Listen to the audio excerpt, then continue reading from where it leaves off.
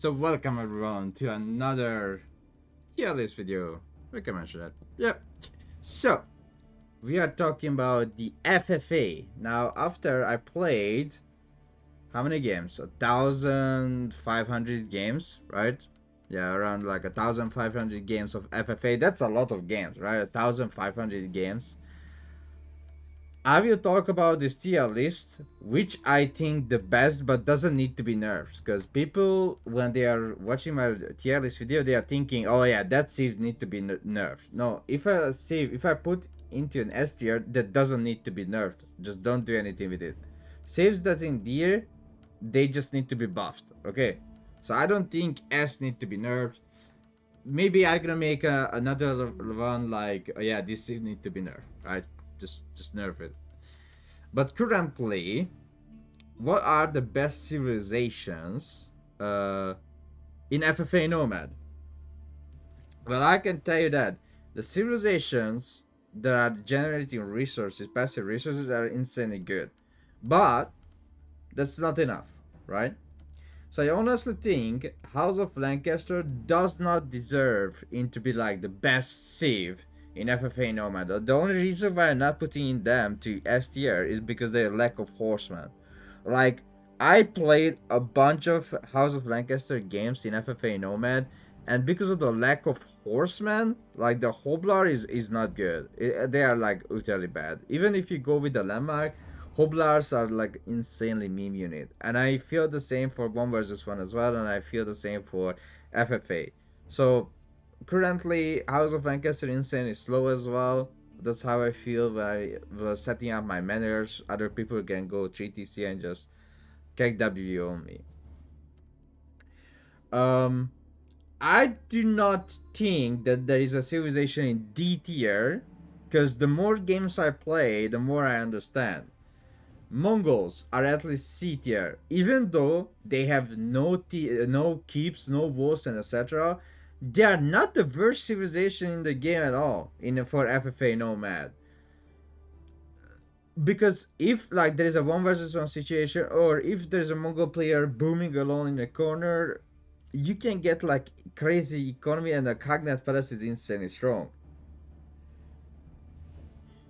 So I truly believe Mongol is not D at all, not D tier at all. There could be some extra buff for Mongol for sure, like more HP on TC or more HP on the towers. But currently, after playing 1,500 FFA Nomad games, I can tell you that a lot has changed. Rus, English are still one of the best civilizations for FFA Nomad because of their passive gold generation, and civilizations that can passively generate gold are crazy good. Their units are really strong. Rus Knights, Stratzy, Siege, Combs, or Vingar Rangers, Vingar Footmen, etc. These are still good and still strong, right? Then we have China and Zushi, also still S tier. They are insanely good because the passive gold generation, the IO is collecting gold. The unique units are really strong. You have the Nestor Bees, etc. I think these are all insanely good. Then we have Delhi. I think Delhi is just simply in A tier. It doesn't deserve to be in S tier, even though we are talking about, oh, the elephants. There are many other civilizations that can easily kill those elephants, and all that four civilization at the top, they are destroying elephants. They are not just eating them for dinner. They are actually destroying them. But I think that is better than House of Lancaster. So these four civilization can just literally trample down the elephants. Even if you are 50 pop behind, you can just destroy the Delhi elephants because you have the strategies, very strong siege. You have insanely fast attack speed, Vingar Rangers. You have insanely long range hand cannoneers and Yuan Dynasty, and your bombards are doing splash damage, right? So you are going to make bombards, which is the best counter against the Delhi elephants. So again, this first civilization can easily deal with Delhi like with no problem. And I forgot to mention Abbasid as well. Well, even though Abbasid doesn't really generate much of passive income, but I feel like because of they can follow strong units and they can go up to 10 TCs in FFA Nomad. Even you have a neighbor, they deserve at least to be an S tier. And that's gonna be the weird thing and the weird point right now. I think this 5 civilization is the only 5 civilization in S tier. Okay, this is the only 5. The rest of them, I will not put them into S tier because in my personal opinion, this 5 is the most strongest civilization that you can pick to play on FFA Nomad. Now, there is a few other civilizations which I think not bad, but they lack of something. Like Ottoman, it's not bad. They have the Sipahi, they have the Great Bombarding later on. But early on, Ottoman and FFA Nomad struggles a hell lot. But you can say their Imperial Age is insanely OP. I beated many good players or players around my elo who played Ottoman in FFA Nomad. Literally zero problem beating them. Even if they had 50 extra population, for some reason, if you don't survive the first 15 minutes, or if you can't survive the first 15 minutes, you are just dead with Ottoman. The first 15 minutes is a real struggle because how slow they are in FFA Nomad. But after that, they are insanely strong. Like in Imperial, etc., they are insanely strong. They can easily destroy House of Lancaster, but they lose against all the other saves. So Ottoman at least beat it for me because how slow they are and how easily they can be destroyed in the first 15 minutes of the game. I also lose a lot of Ottoman game in the first. So I checked most of my Ottoman losses on FFA Nomad was in the first 15 minutes of the game. A late game, I never lost a single late game Ottoman. Late game, never lost. But the first 15 minutes, if you can survive, then it's over. It's over. It's like, you can't do anything. That's it. So, other civilizations. Knights Templar, I think they are not really strong, not really good. Any other civilization can easily beat them. House of Lancaster can easily beat them as well. It's also spawn dependent, and if you survive the first 15 minutes, you can say, well, they have endless generation of gold because of the sacrocide, but because you have to build your bases around your sacrocide, you are the biggest target in the game, right? And also, if there is one sacrocide, what if someone captures that one sacrocide? Not like going for a sacrocide victory, but just captures the sacrocide, then your pilgrims are not spawning anymore. The unit composition is really gold dependent. Everything is gold dependent around the Knights Templar. If the map doesn't have much of a gold, then you are really shitting brick right there. I think if there is a tournament played, Knights Templar would have a very bad win rate. If there is like a tournament, FFA tournament. Next one, Japanese. Japanese is not bad, but so let me tell you something. Recently, I found out while talking to the devs that the monk Vololo they have on the Buddhist monk, that's actually a bug. You are not supposed to spam 10 million Vololo with the Buddhist monk. So yeah, that's actually a bug. Well, use it before they're gonna remove it. Because Relic should have a base cooldown, and the monks should not able to spam Vololos. So because of that, and also not just that, that's not that all the reason. By the way, I think Japanese is stronger than Delhi. Japanese has an insane amount of good tools, just like the Buddhist monk generating a lot of gold, right? They have the mounted samurai, they have the Onamusha, but their gold generation is not really a passive gold generation, right? They are sacrificing population to make sure you are generating gold. So far, I haven't found any player I struggled against. Like even if I played against the top 2 FFA or the top for FFA, which happened, they played Japanese and Buddhist monk, I did not struggle at all against their Buddhist monk. I honestly say I know how to counter it. I know what to do, what units you need to make, and if people figure it out, they will say the same thing as like, oh shit, it's not that really hard of a deal, right? That's not bad. It's simple. Yeah. So next one, Byzantine. I think Byzantine, Ottoman, and Katie is on the same level. If Byzantine runs out of gold and has to stay only on olive oil, you have a big trouble. Also, Nest of Bees. They nerfed Nest of Bees. They give the upgrade for Mongols, the extra rocket upgrade, and they didn't give it to Byzantine. So Byzantine Nest of Bees, which as I heard, it's not a bug. So Byzantine Nest of Bees got nerfed to the ground. They're insanely bad.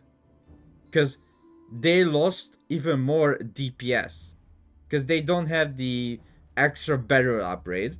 Which means, compared to a Chinese Nest of Bees, they are shooting like three less rockets.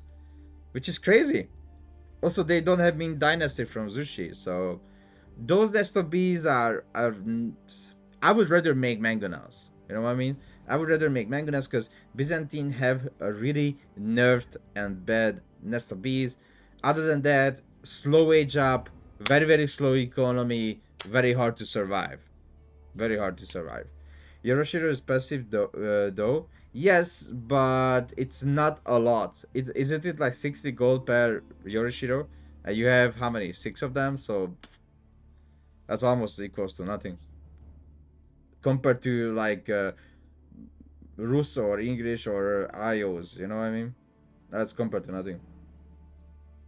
You need to put them into building. And if you lose one Yoroshiro, you need to wait 2 minutes. So you have 4 in Castle and 6 in Imperial with an upgrade that you research. And if you lose one of the building that has Yoroshiro inside, you have to wait 2 minutes to spawn one of them.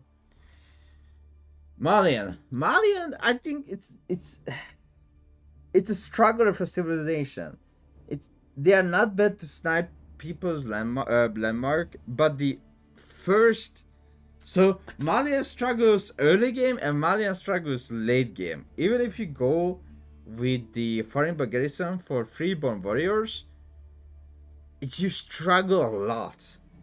Unless you have a lot of population, then you won't. But every time when I played with Malian, Twitch chat can confirm as well, I was like literally sweating, you know? Like I was sweating blood while I was playing Malian, because how hard it is that you don't have Manatorm. Freeborn is not a Manatorm because it has low damage but high damage against ranged, but no armor, but high ranged armor. So it's a lot of struggle to play with Malian, and I'm losing a lot of Malian games.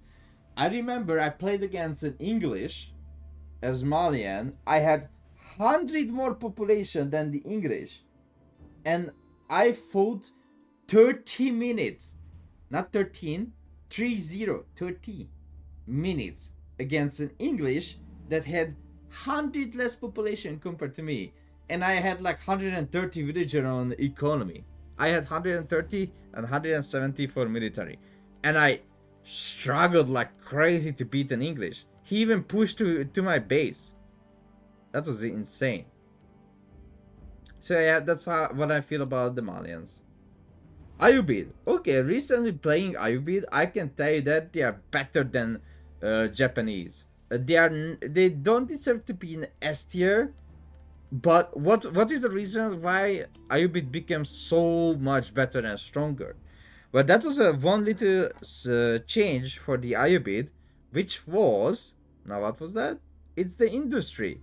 Now that you build faster with the villagers, 40% faster, it's like almost the Chinese construction speed for defensive buildings, because the Chinese have 50% faster building speed for defensive and 100% faster for buildings.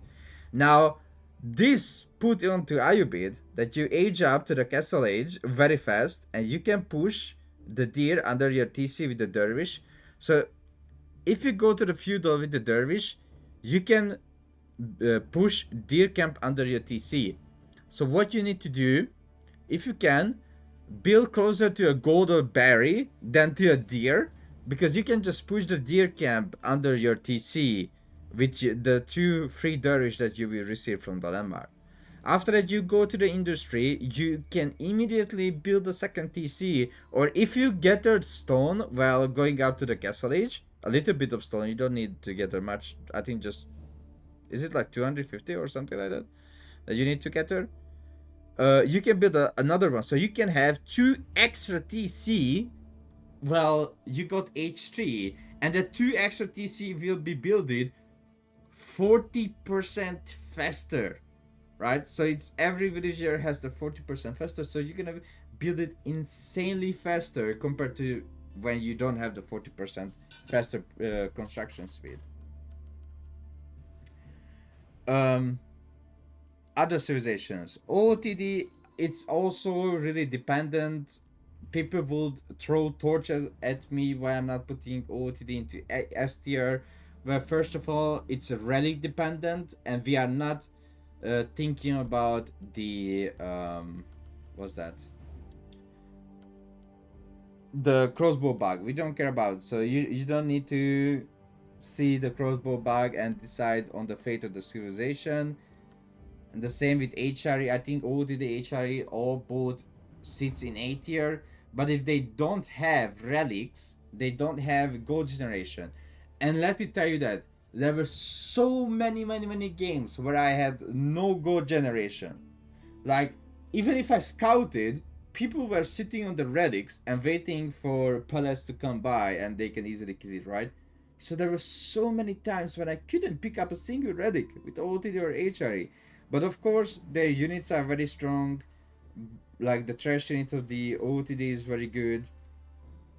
HRE units are very good as well. They have the Black Rider, but they are really relic dependent. And if you can't get any relics, then they have no passive gold generation, and you're gonna bite the nail. Like, imagine, or I don't know, did you watch 1 versus 1 as well? So we are doing this. This is an FFA again, but in 1 versus 1 as well, like Beastie got beaten by English so many times. And why? Because of the English gold generation. Even in 1 versus 1, the English gold generation beated HRE so many times in 1 versus 1. And that's the reason why I will not put these 2 civilizations into S tier, because they're late game. Their early game is very good, but any of this civilization can, without dropping a sweat, to beat all those civilizations under it. Again, when I'm putting a civilization in the S tier, doesn't mean they need to be nerfed. That just means that they are very good right now. French and Jeanne d'Arc. I think French at least deserve to be in B tier, and Jeanne d'Arc is at least a C tier. So, as you can see, like all these games, I played 1,500 FFA games, and I more and more understand, and playing more and more of the civs, I can see that there is no very bad civ right now. There are some weakness and some bad things about the civilizations, but that's all. It doesn't mean the civilization is a C tier, they're utterly trash, or they need to be buffed, or you don't need to play with them. Every civilization, when they have no neighbors, okay, you have literally nobody around you, and you can boom, OP. They are broken as hell, right? Because they can just mow you down. But if they have a neighbor, oh sorry, I wanted to put like this. Okay, so if you have a neighbor, then you're gonna struggle a lot, right?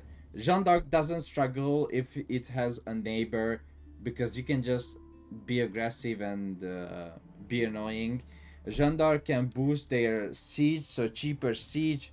Jeanne d'Arc has literally the same things as French, but French can't boost their siege, right? So French gonna have expensive siege, and I don't know if there's a bug or not, I hope they're gonna fix it in the future, but look like French can always make villagers the same time, like 70 seconds, starting from dark feudal castle to imperial. I don't know. That's weird for me to have the villagers always 70 seconds, because I thought it's like 70, 16, 15, but not really the case.